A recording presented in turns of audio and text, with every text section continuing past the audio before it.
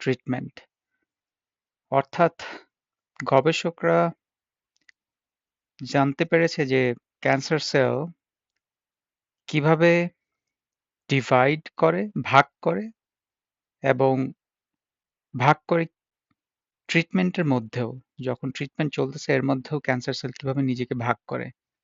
তো আমরা জানি যে ক্যান্সার সেল ভাগ করার মাধ্যমে সে নিজেকে গ্রো করতে থাকে আস্তে আস্তে শরীরের ভিতরে। তো স্টোরিটা লিখছেন ক্যান্ডেল ড্যানিয়েলস নামে একজন। তো দেখা যাক এখানে কি আছে। তো রিসার্চারের নাম হচ্ছে জিন কুক। উনি হচ্ছে বায়োকেমিস্ট্রি বায়োফিজিক্সের একজন প্রফেসর।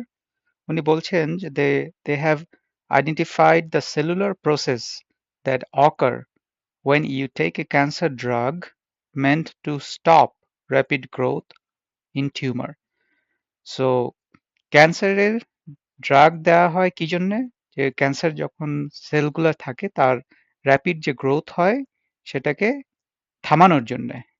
তো ওরা জানতে পেরেছে কি যে যখন এই ড্রাগটা দেওয়া হয় ক্যান্সার সেলে তখন সেলটার প্রসেসটা কি, কোন মেকানিজমে, কিভাবে বেসিক্যালি কিভাবে সে এই র্যাপিড গ্রোথটা বা ক্যান্সার যে ভেঙে ভেঙে ভেঙে ভেঙে যে গ্রো করতেছে বাড়তেছে সেটা কোন প্রসেসে কমায় যখন আপনি ওষুধ দিবেন এর মধ্যে, এটা বলছে। তারপর বলতেছে যে cancer cells can hijack cell cycles to exponentially increase their numbers. তো ক্যান্সার সেল হাইজেক করে সেল সাইকেলসকে। তো আমরা জানি যে নর্মাল সেল যেরকম কাজ করার কথা, ক্যান্সার সেল নর্মাল সেলের যে কাজের যে ক্ষমতা সেটাকে হাইজেক করে, লিটারালি হাইজেক করে সে নিজের মতো করে কাজ করায়। তো এখানে একটা স্পেসিফিক প্রসেসের কথা বলছি, সেল সাইকেল। সেল সাইকেল হচ্ছে গিয়ে একটা সেল নর্মাল প্রসেসে একটা অবস্থায় যে সে নিজেকে ভাঙে।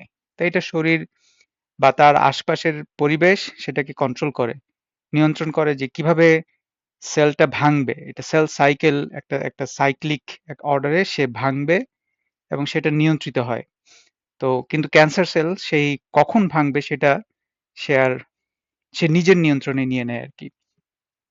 তো cancer drugs can stop the growth of cancer cells by jump starting a complex chain of genetic and cellular events. তো কিন্তু ক্যান্সার ড্রাগ যখন আপনি দিবেন তখন সেটা ক্যান্সার সেলের গ্রোথটাকে থামাবে। ওষুধটা দেওয়ার পরে ক্যান্সারের যে গ্রোথ বাড়তেছিল, যে ভেঙে ভেঙে ভেঙে বাড়তেছে, সেটা গ্রোথটা কমায় দিবে। সে তখন জাম্প স্টার্ট করে কি complex chain of genetic and cellular events, কতগুলো ইভেন্টস এর মাধ্যমে, প্রসেসের মাধ্যমে সে এইটা থামাবে। আচ্ছা, তো তারপরে বলছে যে doctor cooks lab suggest that a particular enzyme is essential for halting cancer cell proliferation. তো উনি একটা এনজাইমের কথা বলছে। তো এনজাইম কাজ করে কি? এনজাইম এক ধরনের প্রোটিন যেটা কিনা ক্যান্সার সেল যে গ্রো করতেছে সেই এনজাইমটা এসেনশিয়াল সেই গ্রোথটাকে, সেই যে ক্যান্সার সেল যে বাড়তেছে বা এটাকে তারা প্রলিফারেশন বলে, বাড়াটাকে থামানোর জন্য সেই এনজাইমটার দরকার। তো এই এনজাইম নিয়ে সে আরো আলোচনা করবে নিচে। Specifically when patients are being administered anti-cancer drugs. আচ্ছা, সো তারা এই এনজাইমটা হচ্ছে গিয়ে অবজার্ভ করবে যখন এই অ্যান্টি ক্যান্সার ড্রাগটা, ক্যান্সার বিরোধী যে ওষুধটা সেটা দিবে যখন। আচ্ছা, সেটা বলছে যে এনজাইম এটা কিভাবে একটা ওষুধ দেওয়ার পরে সে পেশেন্টের টু পেশেন্ট, রোগী টু রোগী এটা ভ্যারি করে, এটা সবার ক্ষেত্রে সমান না। তারপরে বলছে এটা কোথায় পাবলিশ হয়েছে? National academy of science. আচ্ছা, সো পরে এখানে জিন নিয়ে কথা বলছে। তো আমরা জানি যে একটা সেল, তার মধ্যে নিউক্লিয়াস থাকে।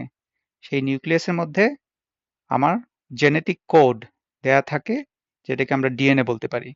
সেই ডিএনএ এর মধ্যে জেনেটিক কোডগুলোর মধ্যে এরকম ক্ষুদ্র ক্ষুদ্র অংশ থাকে, সেটাকে বলা হচ্ছে জিন।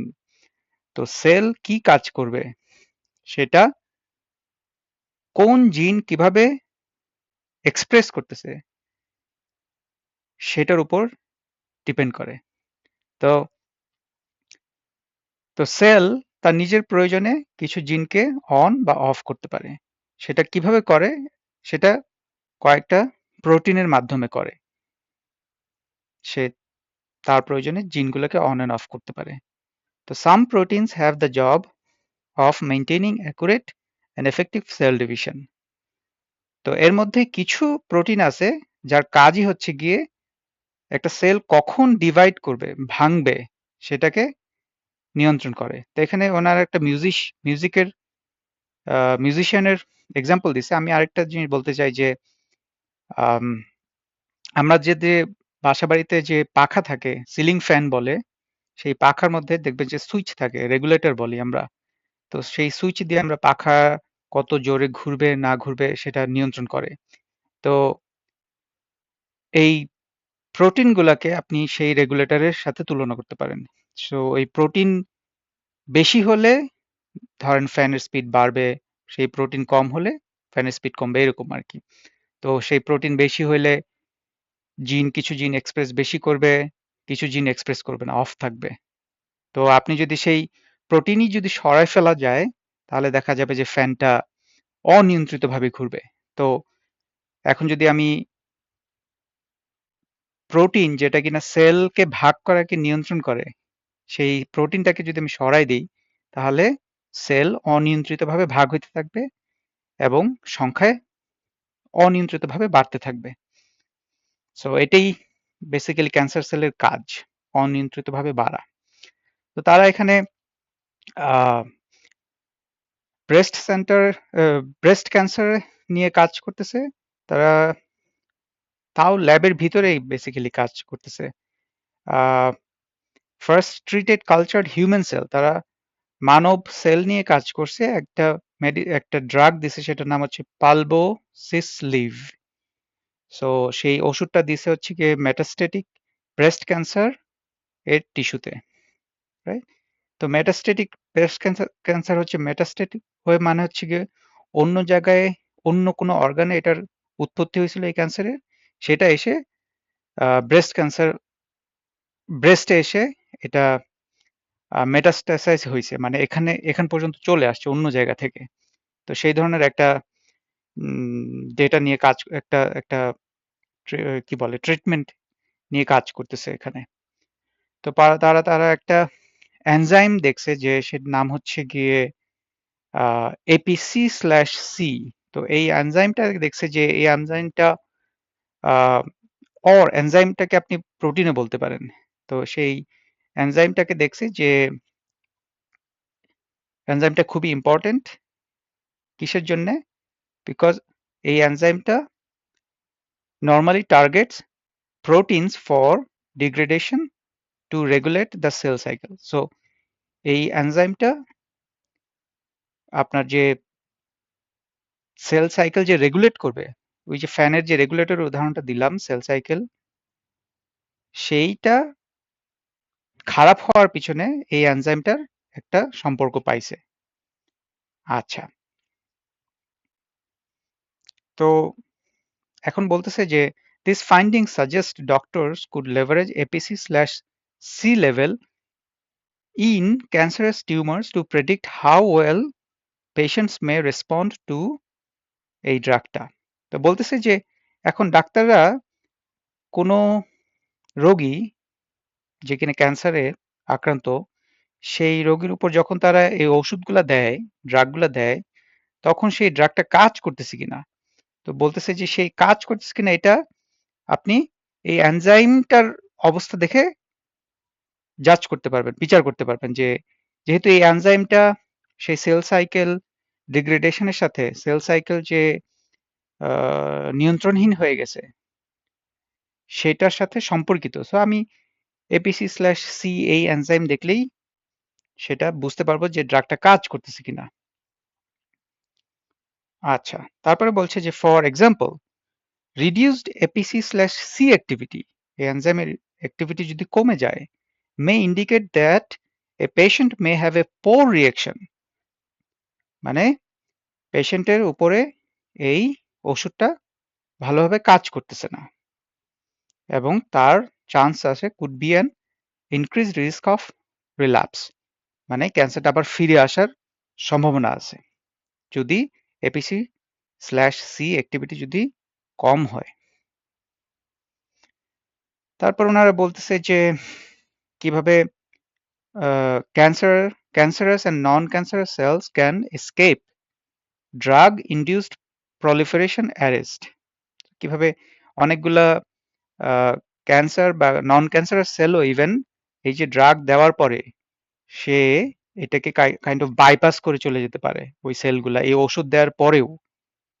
তো এটাই হচ্ছে গিয়ে তখন আপনি এই এনজাইম এর লেভেল দেখে বলতে পারবেন যে আসলে অনেকগুলা ক্যান্সার সেল মনে হয় বাইপাস করে চলে যাচ্ছে, তার মানে কাজ করতেছে না।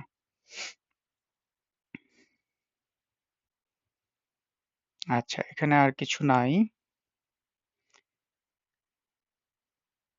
বলছে the potential explanation is that they pass off their DNA replication duties to proteins that initiate cell division towards the end of the cell cycle.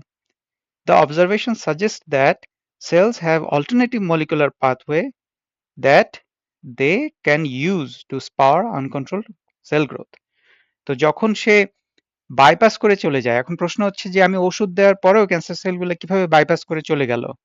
তো তারা বলতেছে যে আমি যে যে প্রসেসের কথা জানতাম যে রেগুলেটর দিয়ে সেল সাইকেলকে কন্ট্রোল করা যায়, সেটার যে একটা রাস্তা আছে, সে বলতেছে যে সেই রাস্তার অল্টারনেটিভ রাস্তা দিয়ে সে চলে যায় আর কি, বাইপাস করে, বলতেছে যে বাইপাস রাস্তার মতো আর কি, সে অন্য রাস্তা দিয়ে সেই আনকন্ট্রোলড সেল গ্রোথ ঠিকই করতেছে, ক্যান্সারের সেল যে কাজ সেটা ঠিকই সে করতেছে। আচ্ছা, তারপর বলছে যে cell proliferation has been intensively studied for decades. আচ্ছা, এটা অনেকদিন ধরে চলতেছে এই স্টাডি। এই তো তো আচ্ছা, সো ক্যান্সার সেল এখানে কথা বললো মেইনলি হচ্ছে গিয়ে cancer cell, cell cycle, cell cycle কিভাবে ক্যান্সার সেল ভাঙার পরে কিভাবে অনিয়ন্ত্রিতভাবে গ্রো করে সেটা নিয়ে কথা বললো। তারপরে ক্যান্সার সেলকে ট্রিট করার জন্য যে ড্রাগ, সেই ড্রাগ দেওয়ার পরেও ক্যান্সার সেল কিভাবে বাইপাস করে চলে গেল সেটা নিয়ে কথা বললো। এবং আমাকে ওষুধ দেওয়ার পরেও সেই ক্যান্সার সেল মারার জন্য আমাকে ওষুধ দেওয়ার পরেও সেই ওষুধ ঠিকমতো কাজ করতেছে কিনা তারা বললো যে আচ্ছা ঠিক আছে, এটা দেখবো কিভাবে, এটা দেখার জন্য সেই APC/এনজাইম যে রেগুলেটর, সেই এনজাইমের লেভেল দেখে আমি বলতে পারবো। সেটা যদি কম হয় তার মানে হচ্ছে গিয়ে ওই ওষুধ ক্যান্সার সেলকে উপর কাজ করতেছে না, সে বাইপাস করে চলে যাচ্ছে। আর যদি বেশি হয় তো ভালোই। এই